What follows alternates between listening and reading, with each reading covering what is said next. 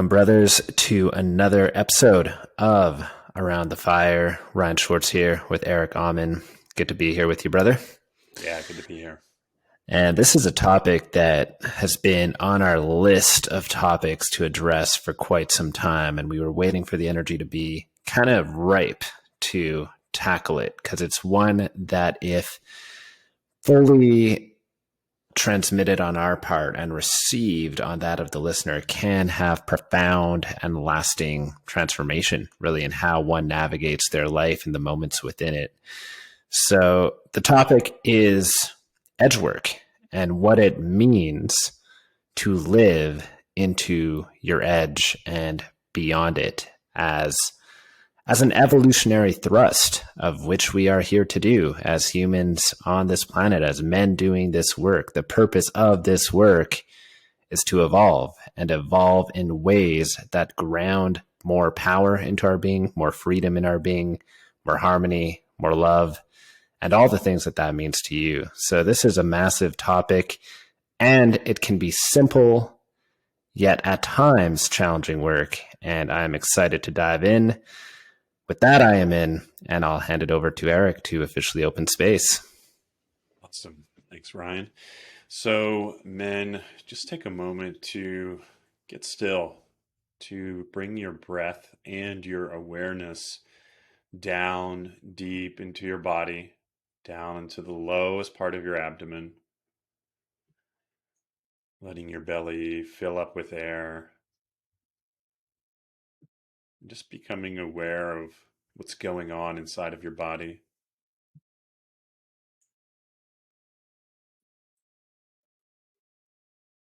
With each exhale, I invite you to release anything keeping you from being fully in this space right now.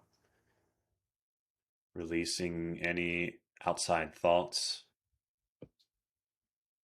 releasing any workload and mental bandwidth associated with it. Just allowing yourself to drop fully into the space around the fire. And as we start to tune into the central sacred fire here, we surround our space we're creating with the cobalt blue flame of none shall pass, keeping out anything and everything that is not in alignment with the highest and best good of both Ryan, myself, and all future listeners. We take a moment to secure all lines of communication, both digital, etheric, physical, all levels, securing them, encrypting them so that they are fully containing the energy of this transmission. We insulate this transmission from anyone and everyone who it is not intended for, so that it is kept ready for all those who it is intended for. And with that, we want to take a moment to honor all of our ancestors, all the masters, teachers, guides, angels, saints, masters, lineage holders, wisdom keepers, and all those who have done the work, continue to do the work, as well as our descendants. We honor you all. We honor the directions of the north, south, east, and west, Father Sky above, Mother Earth below, the divine spark within and the divine spark without. And with that, I ask you over the next few breaths to just start to tune into the fire, start to allow the energy within you to attune to the energy of this fire that will contain this conversation. And I invite you to allow yourself to discover new truth about yourself. Allow yourself to step into and become part of the unknown within you for this conversation, so that you may discover some new treasures, some new areas of opportunity to grow, evolve, and ascend. And with that, we seal up the perimeter, sealing, sealing, sealing, guarding, guarding, guarding, protecting, protecting, protecting. It is sealed and it is open.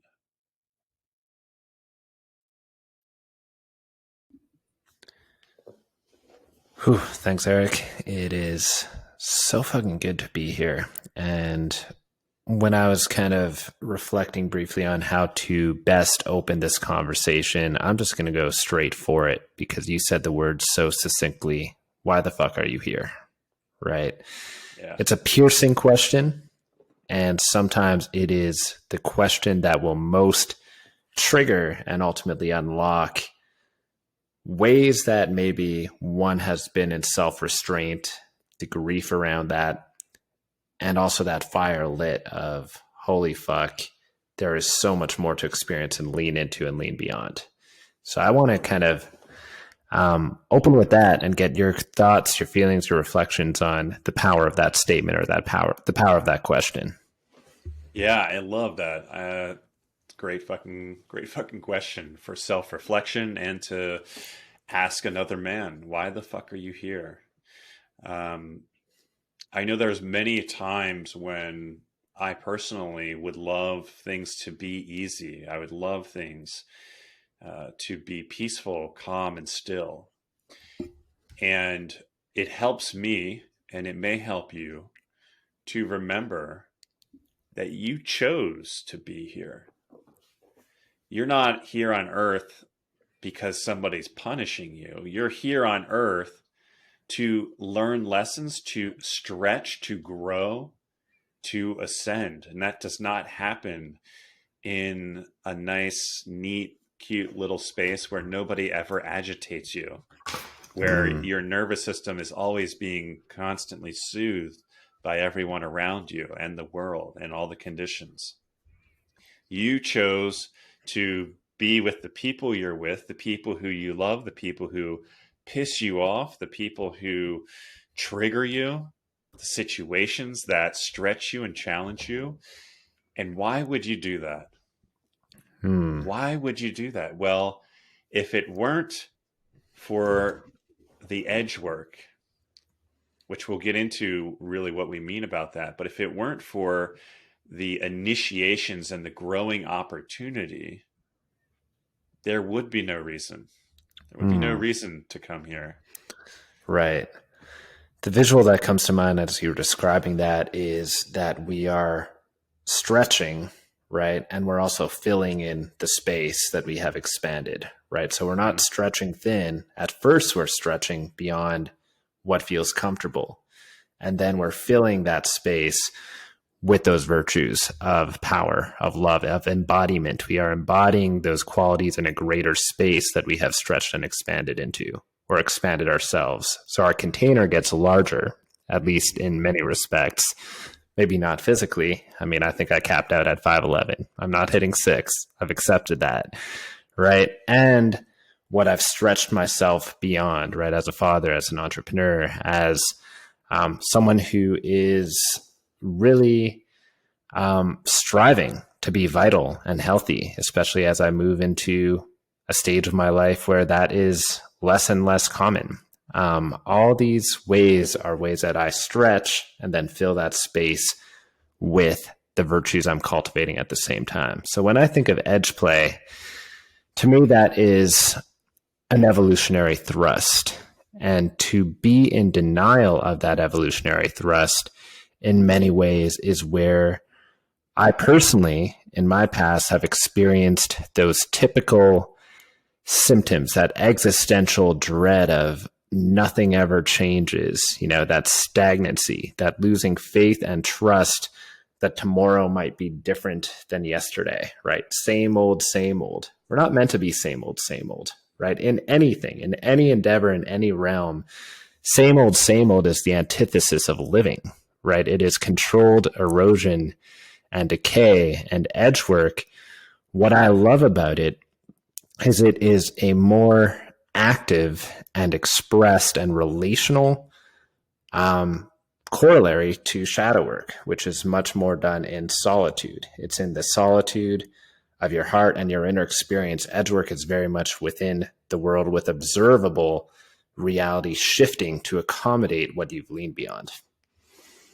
Yeah, that's a good distinction because that our relationships we have with our partner, with our kids, with in our professional career and things like that, they all exist certainly to present us with opportunity to do this edge work. And one of the things that a teacher of mine shared was that he loves when he gets overwhelmed, because he rarely gets overwhelmed. And when he gets overwhelmed, to him, it's a signal that he has the opportunity and he's in the early stages of breaking through to a new level.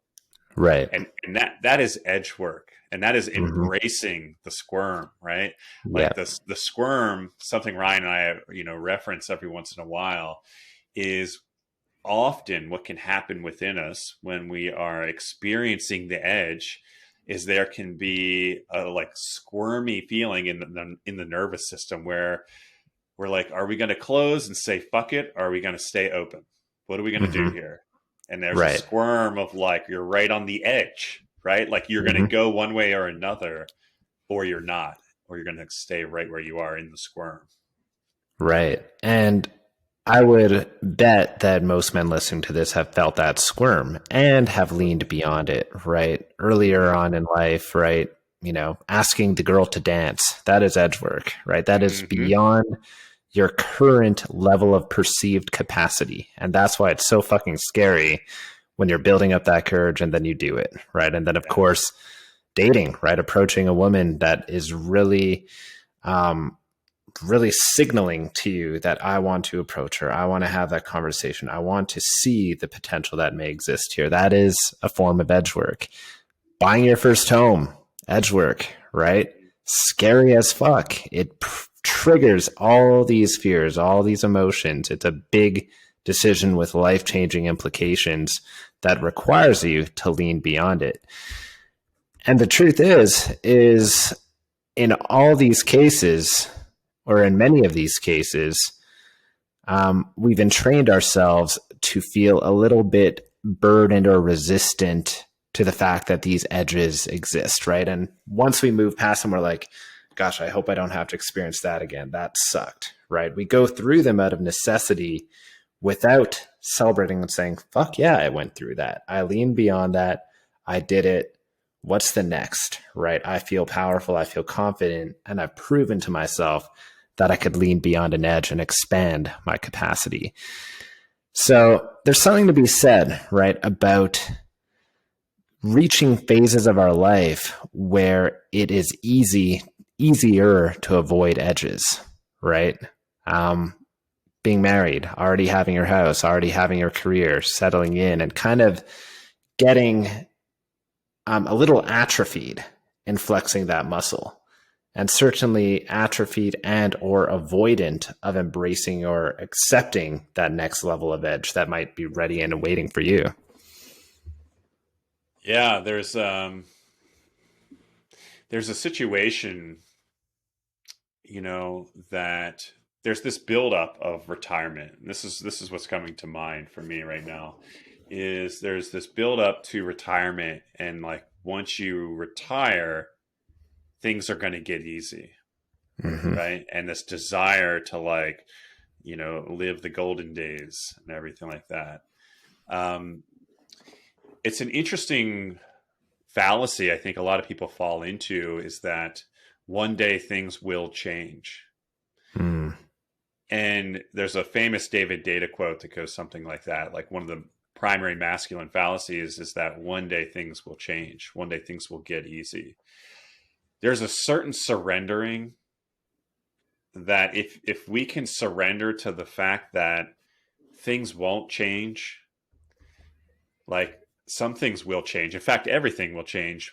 But the experience of life coming at us and initiating us into growth Mm-hmm. is a constant.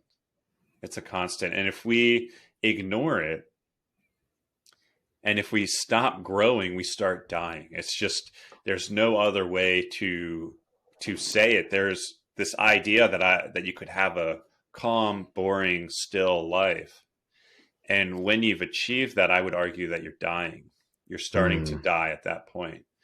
And if you convince yourself to stay there, Mm-hmm. it won't be far off. because the reason Right. we're here is to grow. Yep. And that's what life is designed to give us. Hmm. I believe we've spoken about that on a previous episode, right? This entitlement to easeful, right? Yeah. And how that has really been kind of this meme with a lot of momentum in the minds and psyches of men and humans altogether, right? And how there is a sense of being betrayed or burdened when something contradicts that perceived entitlement. Now, I'm really curious to get your input on what is the middle way here, right? Between the insistence on easeful and almost that masochistic like suffering where you crave it and lean into it just to feel, right? For example, Yeah. how do you hold that in your view in a way that would be, an act of self-love and also what you're here to do, what you're fucking here to live, and not being in denial or in, self-impeding in that process? Yeah. I think it's important to say that in the men's workspace, there's the whole spectrum, right, of styles of men's work. There's the very, very spiritual, like, um, moon celebrating men's work. And then there's the very, very hard, Mm-hmm. men's work, like military style men's work. Mm-hmm. That is very much like, fuck your feelings. Like, this is what we're doing. And edge work could fall anywhere in that range because it's based on your nervous system. Mm. And that's specific to you, right? And what edge work requires to begin to master it is you paying the fuck attention to Mm-hmm. yourself. Like, you are essentially this high performance machine. Mm. And so many of us walk around just not maintaining it, not tuning it up, not paying any attention to it, and just like abusing it and going out and like over and over and over again using it and then getting surprised when it's not working well. And so sometimes men are doing what I would call like being a bull in a china shop, and they're just blowing right through the edge. Mm-hmm. Like, there's my Right. edge, fucking I'm manning up and I'm going to do it. Right. Mm-hmm.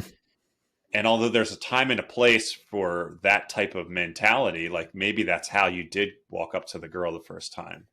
Mm-hmm. There's also a fallout to that type of behavior, or Right. that type of an approach. And the fallout often leads into shadow work because you're fragmenting part of yourself in the process of busting through the edge Right. versus expanding your edge. We're not suggesting here when we say go beyond the edge, we're talking about expanding the edge. We're not talking about cracking through it, right? Yep. Which creates fragments that go all over the place. That's a really important distinction, right? And I believe we may have spoken about this before as well, right? There is a time for that ruthless action, in my view, and it is simply my view, not, universal law here. But when one is in states of depression or an apathy or resignation, meaning no energy, no action whatsoever, just that movement of busting through may be more effective than continuing to ruminate and explore and sense and touch. Keyword Absolutely. maybe. And I'm Yeah. certainly not going to create a universal rule there. Mm-hmm. And for most men that I believe are listening to and would be called to listen to this podcast, edges are expanded. They're not broken through with ruthless blind action, because that's just going to create a mess to clean up later, right? Yeah. And it's going to yield a less fulfilling or sustainable result. The thing about leaning beyond an edge or expanding the edge as you lean up and press up against it is you're endeavoring to create a new sustainable and ongoing way of relating to that arena of life, right? If you blasted through an edge, for example, as a husband or a partner, right, who on one night said, fuck it, I'm going to state what I want from my partner right now, sexually and emotionally, and I'm going to just act through that without necessarily doing that prep work or exploration, maybe you could get some form of an effective response, maybe, or maybe not. And have you really expanded the edge to make that a new normal? Have you really integrated that into your everyday experience, or was it more of a one-off? So we're looking for sustainable change and evolution, and that requires the nervous system, right, to calibrate around being in that place, what it's like to be at that edge, as well as exploring and taking note of, the sensations, the physical response, the mental response, the beliefs that challenge you at that edge, because there's a whole experience that is being generated as you press up against that edge. Yeah. And I want to get really clear with the men listening to this. It can be easy to lie to yourself and say, "Oh yeah, I'm pressing against this edge or that edge, or I'm doing this or I'm doing that, or like I'm doing the work, right? I go to a men's group and I sit there and I attend every week, and so I'm doing the work." If you are in your life right now experiencing stagnancy, a lack of consistent growth and purpose, and you're not feeling clear on why you're here, or especially if you're going into victim around the way the world is treating you and the way things are unfair, you're not embracing your edge. Your edge is being forced upon you. Mm. And you don't embrace your edge in victimhood. You embrace your edge through, I am master of all that I am. You hold the power, you feel where the edge is, and you go into that area where you would squirm and where a part of you wants to say, fuck it. Mm-hmm. And instead of ignoring that part and blasting by it, maybe you do, maybe you don't say this, but the energy is stick with me for a second. Let's stay here and see what happens for a moment. Mm-hmm. Right? Like, I'll share a story of what this feels like. That is, I think, a really good way to describe it. I don't know if anybody listening has ever experienced restless leg in any capacity, where you're laying in bed and you just need to fucking do something, like your body is just squirmy. Every once in a while, if I'm in that place of about to fall asleep, and then like I have to wake up to do something for the kids, or the right combination of times, it messes me up and I get in this state. And one time I was feeling like I was getting the heebie-jeebies, like I was so squirmy, man, like just really wanting to squirm. And normally I would like get up and go and do something, but instead I laid there and I said, I'm just going to breathe and see what happens. Like, what would happen if, instead of like tensing and exercising my legs and moving, what would happen to me if I just stayed here and breathed? And I felt my body inside just wanting to break that moment, wanting to get away from that moment. And instead I just breathed and I was patient. And I told myself, this isn't going to last. Like, if I keep breathing, this moment will pass. And that's what happened. And it was really just an experiment. But what it showed me was that I have the capacity to do that. Right. And so that edge where I always broke before and would get out of bed and go and stretch and exercise, that edge was expanded. And now I have the option of choosing something different. Mm-hmm. And that same thing happens in conversations with my wife, in the way I parent my children, in the way I hold space for a difficult client. Like, in every area where I've been called to expand, there's a point that all of us have where we either say fuck it and we check out, we either fight or flight, or freeze, or we breathe and stay open and see what happens. That's the edge. That's the real edge. Right. So let's talk more about kind of the hallmarks of how to know you are expanding edge and leaning through it, right? And breathing through it. To me, there is a self-trust and a confidence that is born and arising, right? Mm-hmm. A sense of power and confidence, a surge of that even. There's something so important to be said there, right? You ought to give yourself the gift of feeling awe and reverence for the power you can hold and expand into, right? That's a very clear sign that perhaps engaging in very intentional edge work is right for you at this time. If it's been a while since you have been not just kind of sensing and feeling powerful here and there, but actually in awe of the power you are able to experience and the reverence you can have for yourself, that's a call towards edge work. We had the experience recently in one of our Sacred Men's Council meetings, right, where a man was leaning beyond his edge in real time in what he can express to a group. And the instant, almost immediate energy that came off was, holy fuck, I did that, right? And then the holy fuck, I did that, that's the confidence. That's the self-trust. There's a new level of expression now available to this man that wasn't in the other 20 to 30 or 40 years of his life, right? Mm-hmm. That is now online. And that is exciting. That is what's so exhilarating about edge work. Because even through the squirm, the expansion isn't just a metaphorical one. It's really embodied. It's felt emotionally, mentally, physically even. Bodies can literally change as they participate in edge work to house the power that is being generated. Yeah, I mean, think about that piece right there, and you're spot on here. This is a somatic experience that you have when you expand your edge, because what's happening is the fully realized master of you exists within you right now. Let's just take that.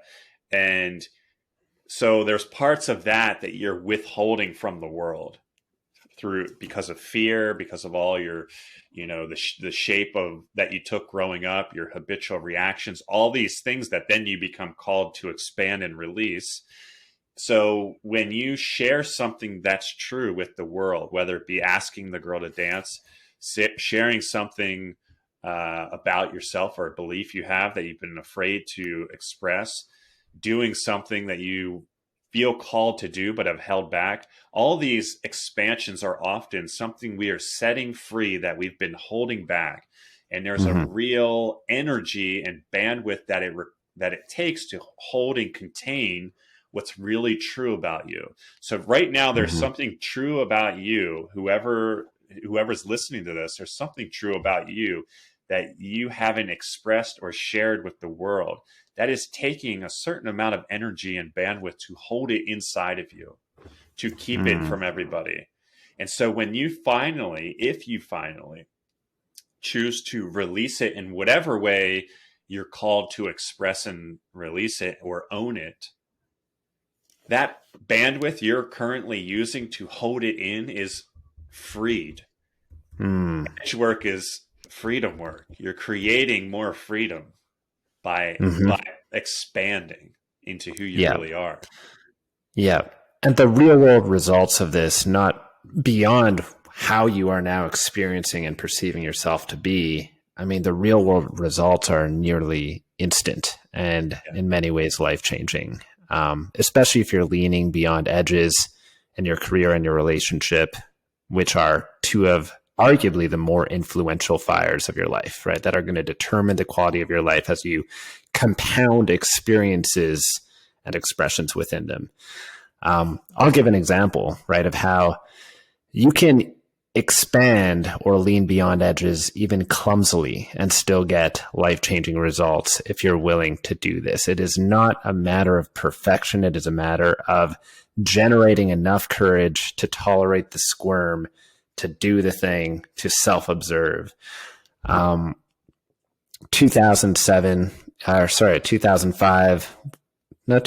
to 2007, writing screenplays in Montreal, in like the suburbs, and wanting to be a Hollywood screenwriter. That was my aspiration at the time, right? That is a massive edge, something that I couldn't really even hold. It's aspirational, yet not activated in any real way, shape, or form.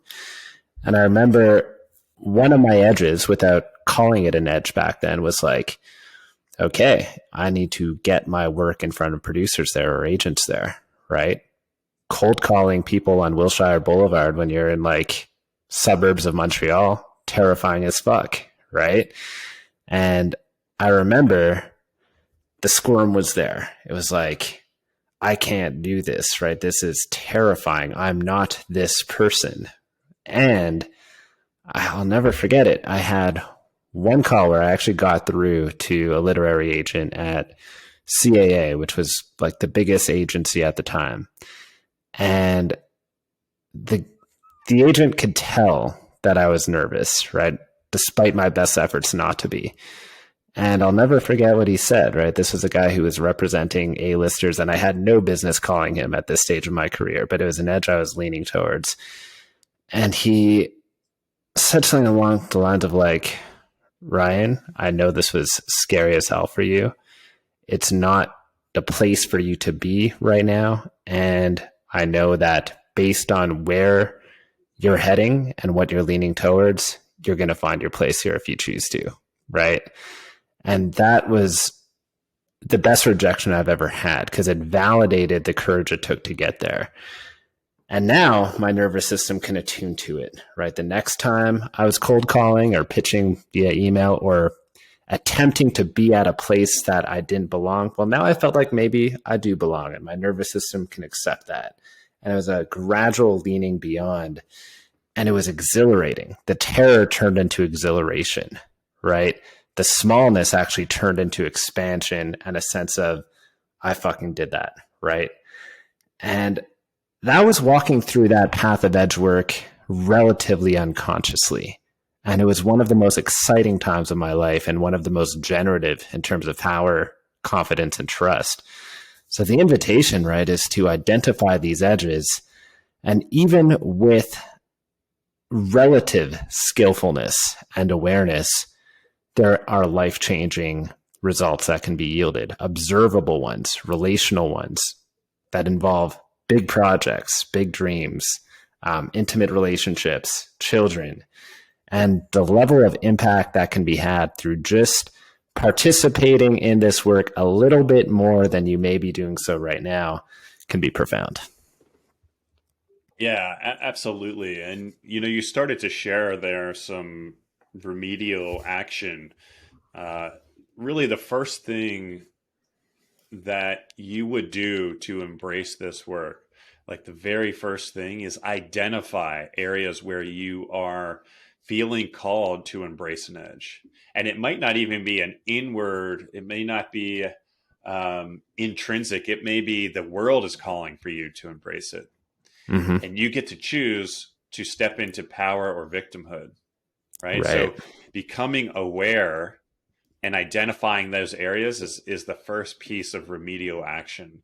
The second piece of remedial action, and really a practice we would recommend, is moving into what we call self-observation, which is part of the inner stance, the first part of self-mastery. So self-observation is all about observing yourself, and there's a really powerful way to do it.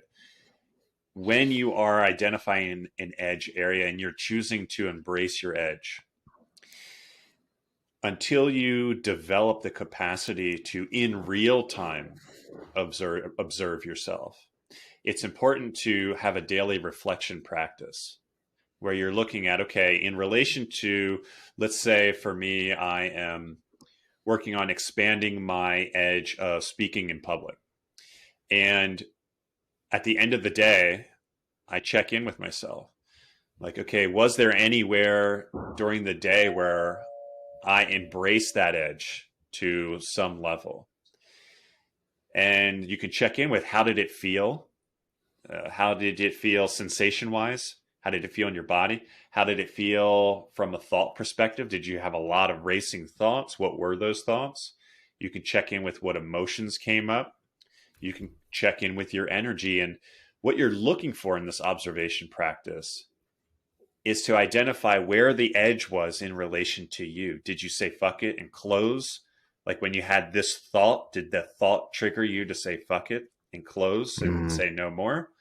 Or did you see it and you started to squirm and then you breathed and stayed with it? Becoming aware of this is the best way to begin to expand it.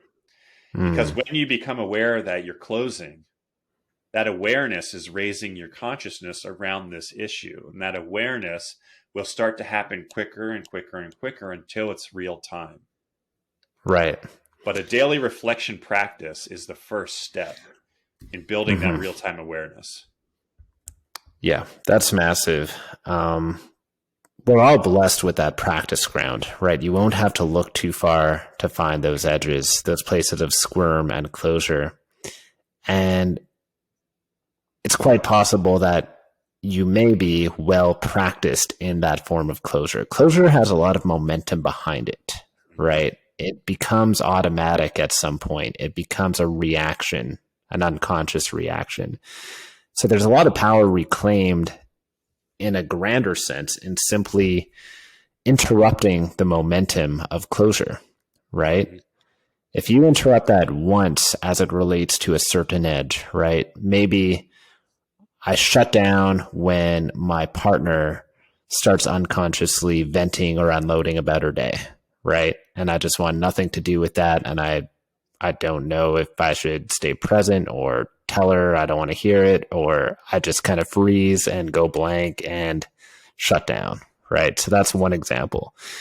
Simply recognizing that that has been a pattern perpetuated for a long time, and it's one that can be retrained, and you can retrain your nervous system to lean beyond that and experience that in an entirely different way, creates confidence that you could do that in just about any context, right? Professionally, relationally.